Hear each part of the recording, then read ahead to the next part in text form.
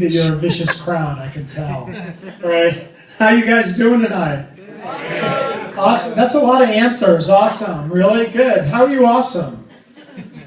You don't have an answer. It's just you're just awesome. That's just the way you are. You're awesome all the time. I really envy you. That's great. People ask me how I am. I never say good. I don't know why. I always say okay. I never say good. I think I'm saving good for something good, like when the 49ers win. That's what I'm saving it for, right? But I usually say okay, and a lot of times I have a friend of mine, and he goes, "How you doing, Anthony?" And I go, "I'm okay." And he goes, "Just okay?" And I go, "No, I'm good, I'm good." So all of a sudden, this person who asked me how I am doesn't like my answer, because okay isn't okay anymore.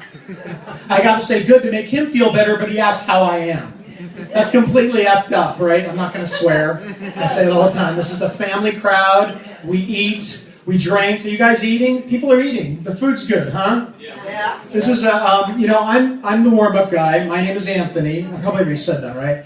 I'm the warm-up guy, and I'm here to basically warm you up. It's not necessarily to make you laugh, but to make you drink more and eat more. That's my job right here. Yeah? Okay, so let's see.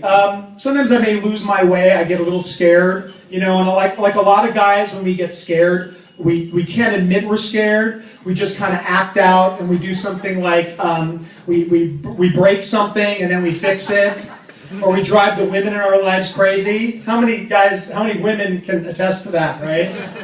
Or when we get really crazy, we run for political office.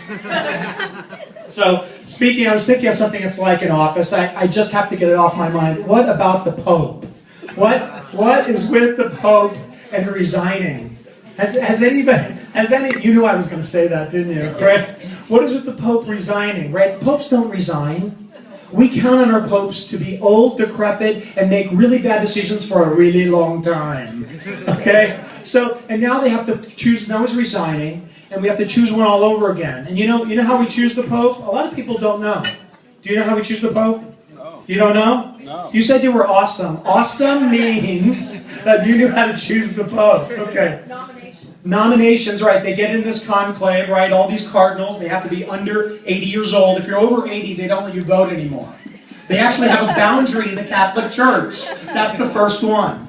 Okay? So they get in this room and they got to do the whole vote and the political thing. God knows what they say. And if they don't choose somebody, they have the black smoke. And if they choose somebody, they have the white smoke, right? I think they need to get rid of that whole thing, and they need to run it like the Miss Universe pageant. Okay? You need to have like the top. Is anybody Catholic in here, number one? Okay, you may get offended by this. You may want to start drinking a little more. Or keep saying to yourself, "I'm awesome, I'm awesome." Just keep saying that while I say this stuff that may be offensive to you. All right. So they need to have it like the Miss Universe pageant, where you have the top 5 popes, and they have like the same rounds they have in any like beauty pageant. They have like evening gown, right? They wear those long kind of vestments, right? Exactly. They have interview, the same answers as they say in a pageant. They say, world peace. That's what they want, right? And then they have the swimsuit round. Okay, we may want to get rid of the swimsuit round. Okay, and then you come down to the top 2 popes, right? And top 2 contenders. They say if the winner of the Pope award can't fulfill his duties, the first runner-up will take over. I think that'll work, don't you? Okay, anyway, so let's see. Like I said, I get nervous up here. I don't know why. I've done this a whole, I think 14 times, and if I do the 15th time, I get a free Mexican meal. Okay, so anybody here know what the DSM is? Yeah. What is it? Diagnostic Statistic Manual. Are you a psychologist? No. We had a psych nurse last time, and I was being really careful and scared what I was saying after that. The Diagnostic Statistical Manual has basically mental disorders and diseases, and they decide what's a proper disease or a disorder, and they do change. Like, for instance, it used to be just mentally retarded, then there were offshoots like autism and Asperger's. Now, Asperger's doesn't exist anymore. It's not in its own category. They decided Asperger's is just someone staring. And that's it. Okay, so you waited just a little too long for that. Just a little too long. Okay, but my favorite one is the classification for hoarders. Does anybody know what a hoarder is? Yeah. You do? Okay. What's a hoarder? Your husband's a hoarder?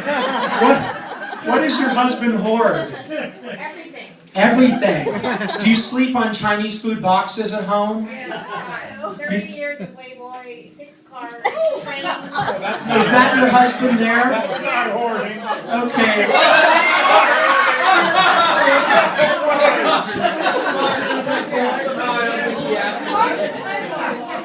I know a lot more about you than I really want to know. Right? 30 years. 30 years of Playboy. Okay, you can. He has a phone in the garage. You have a phone in the garage? Yeah.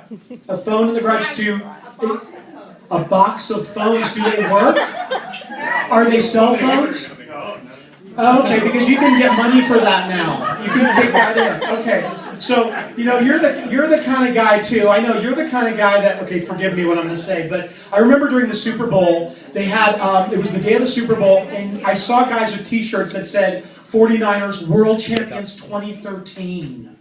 How foolish do they feel afterwards when the 49ers lost, right? You know what they do? And this is what guys do. Guys can't feel bad. They don't know how to feel bad. So when the 49ers lost, they were devastated. What did they do? First thing, they put on a Giants shirt. They said, go Giants, you know? But if you save that 2013 World Champion, you could sell it on eBay in 5 years. It'll be worth something. So, all right, let's see. So, you guys are here ready for some comedy, right? Okay, having a good time? Okay, good. Okay. What's you guys' favorite comedian? Jonathan Winters. Jonathan Winters? Robin Williams? Chris Rock. Chris Rock. Okay, this is a good audience. You guys are talking to him. You know, Robin Williams actually opened for me 2 months ago. Now I get you to laugh. For that one, I baited you with that. Well, technically he did it. He came and surprised us and did a show here, and then the show ended, and then I opened the next show. So I can kind of technically say that he opened for me. Well, I think all those comedians are great. My favorite is Bill Riley and Fox News. That's with the sound off. Preferably. Because I just like to see the talking heads and I like to guess what they're saying. It's like a game show in my house. But you know, with my family though, even though I think it's funny, they watch it 24/7, they don't think it's funny. They think it's something else. And unfortunately my father's picked up some of the lingo from Fox News. You know how O'Reilly does that Patriot or Pinhead? You'll pick somebody. Okay, I'm trying to bait you. Somebody here's got to watch Fox News. Someone.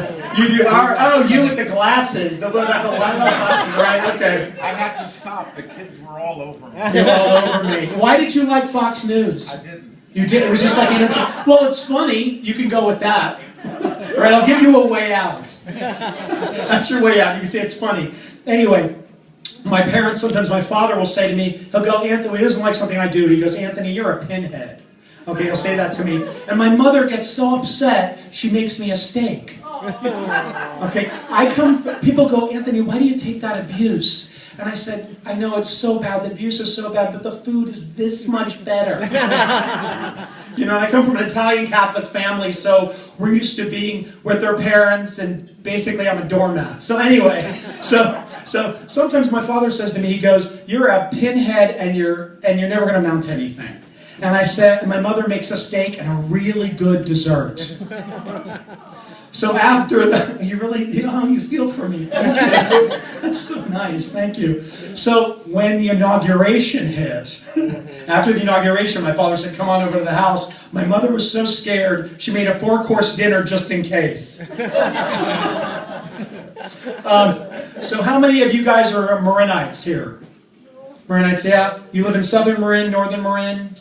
Novato, sorry. Central Marin. What's Central Marin? That's San Rafael. Okay, you don't want to be a Northerner or a Southerner. You're kind of on the border. You're right on the Confederate line, right? You know, I had an opportunity to pitch some shows to Bravo, and the one that they decided to pick up was the incredibly underfed, cranky women of Southern Marin County. Did you like that or you didn't like that? It's good. Okay, well the cast is this. Picture it. We have Monica, who's 70, looks 50, and she only dates men who are under 30. Then we have Karen, and Karen has a Prius, and a Hummer in her driveway. Okay? You think that's funny? That's true. You've seen that, haven't you? She belongs to Greenpeace, and she has a real fur. And her deathly fear of her life is that her friends will meet. And then we have Irene, who has a $600 different Lululemon outfit. You know what Lululemon is? The athletic clothing company? It's like the new, it's basically the new Victoria's Secret or something, you know what I mean? It's basically exercise wear, very expensive. She has a new outfit every day. She has double D breasts that she paid for. Pipe cleaner, skinny arms, and when she talks about her investments, she's talking about her husband who's 20 years older and on life support. Okay, you guys have a good show tonight. My name is Anthony. Thank you very much.